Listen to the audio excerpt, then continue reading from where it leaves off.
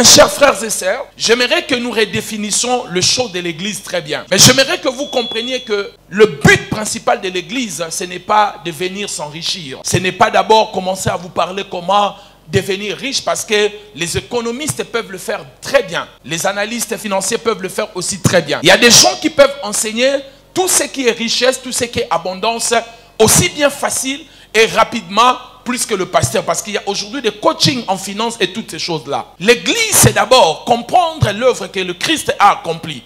Ce qu'il a fait pour que nous soyons pardonnés, nous soyons sauvés, et ainsi, dans ce lot du salut, nous avons la délivrance, nous avons la guérison, nous avons la prospérité et le pardon de nos péchés. Toutes ces choses se trouvent à l'intérieur et une garantie de la vie éternelle. Mais seulement, si l'église commence plus à parler de matériel et néglige du côté spirituel, ça devient un danger. Le but principal, nous le ferons parce que nous avons reçu la prophétie, nous allons bâtir une église de 3 niveaux. Et ça va arriver, je le crois. Mais nous devons faire très attention, mes bien-aimés dans le Seigneur.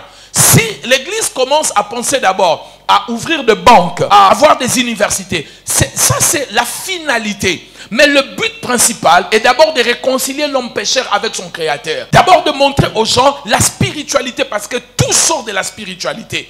Et une fois que l'homme commence à comprendre l'impact de la spiritualité dans sa vie, le reste, comme le matériel, ça n'aura pas d'importance. J'aimerais vous dire une chose. Un homme spirituel, je parle d'un vrai homme spirituel. Je parle de vrais hommes de Dieu. Ce sont des gens qui n'ont jamais peur des gens qui sont riches ou qui ont beaucoup de matériel.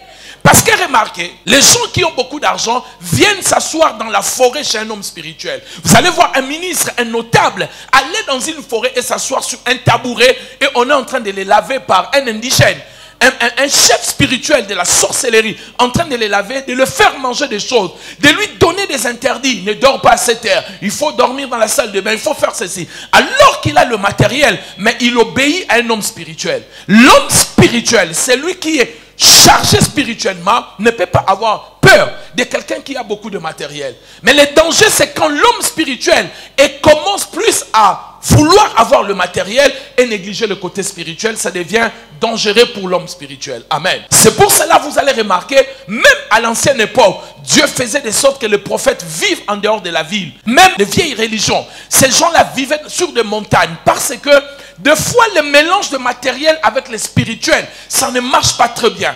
Un moment, un autre, soit tu vas t'incliner plus du côté matériel, soit tu vas incliner plus du côté spirituel. Et malheureusement, vous remarquerez, nous, les hommes spirituels, pasteurs, prédicateurs, prêtres, imams, peu importe sa religion, lorsqu'on commence plus à regarder le matériel, on néglige le côté spirituel et on s'attache plus à tout ce qui est matériel. Maintenant, nos prédications, nos sermons, ça va commencer à tourner sur tout ce qui est matériel, et c'est là où la force spirituelle est en train de s'évaporer et on est en train de perdre sa force spirituelle. Dans le monde spirituel, le matériel n'a aucune importance. Attention, je ne vous dis pas de ne pas considérer l'argent, parce que vous en avez besoin pour payer les loyers, pour élever vos enfants, pour mieux vivre. Vous avez besoin d'argent. Nous avons tous besoin d'argent. Mais je suis en train de dire ici, dans le monde spirituel, lorsque vous regardez cet homme qui était riche sur la terre, qui avait beaucoup d'argent, dans la parabole de Lazare et l'homme riche,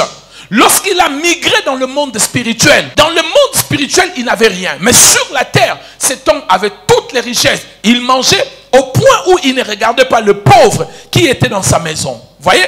Mais la Bible dit quand il a migré, il est passé de la terre, monde physique, jusqu'au monde spirituel. La Bible nous dit carrément que cet homme n'avait même pas un gobelet pour boire de l'eau. Et il demande à Abraham, demande à Lazare de tremper son doigt dans l'eau pour me verser même quelques gouttes. Même les gobelets, dans le monde spirituel, il n'en avait pas. Mais ici, dans le monde des hommes, il avait tout. Faites très attention, mes bien-aimés dans le Seigneur. Je ne vous dis pas que vous devez négliger tout ce qui est matériel, tout ce qui est études. D'ailleurs, je vous encourage d'étudier. Vous le savez, moi-même, votre pasteur, j'ai étudié. Je suis avocat, j'assiste des professeurs à l'université. J'ai repris mes études de relations internationales. Jusqu'à cet âge, j'étudiais avec des jeunes garçons de 19 ans, 20 ans. Parce que je crois à l'intelligence, à sa mission. Je crois à l'argent, au matériel, aussi à leur mission. Mais attention, nous sommes d'abord des hommes spirituels. Dis après moi, je suis un homme spirituel. Ce que vous devez savoir, dans notre vie, un tiers de notre vie, nous le passons dans le sommeil. Parce que nous avons 24 heures.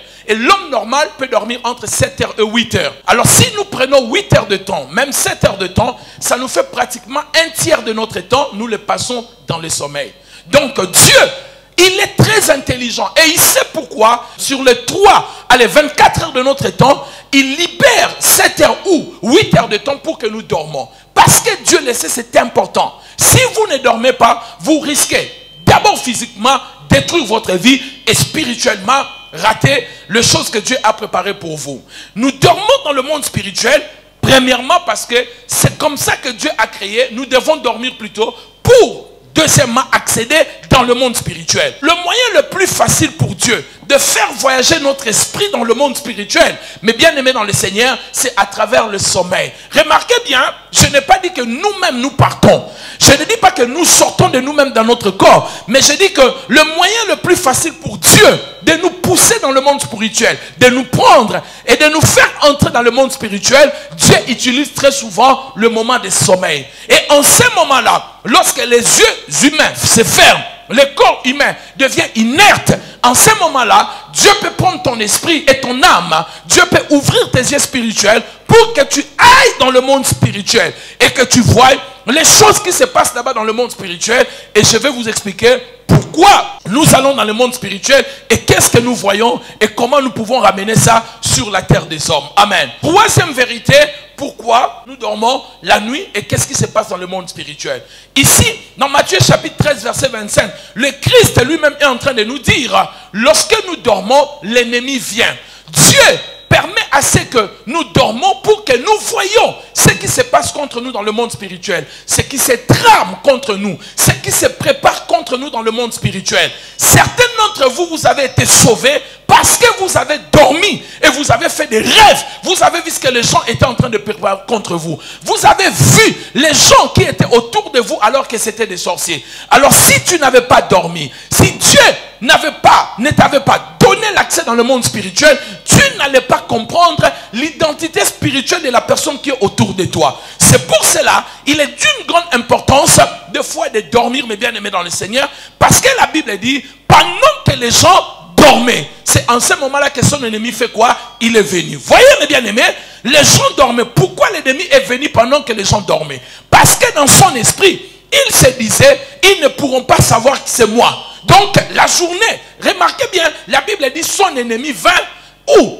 Dans les champs. Donc dans la journée, lorsque cet homme était en train de planter son champ, cet homme était là comme ami. Mais la nuit, il devenait ennemi. Et Dieu dit, je ne peux pas te montrer dans la journée ce que ton ami est pour toi. Je te montrerai lorsque tu vas dormir. Et pendant que les gens dormaient, son ennemi vint. Que Dieu ouvre vos yeux et que vous voyez toute personne qui est amie la journée et qui est ennemi le soir, au nom de Jésus.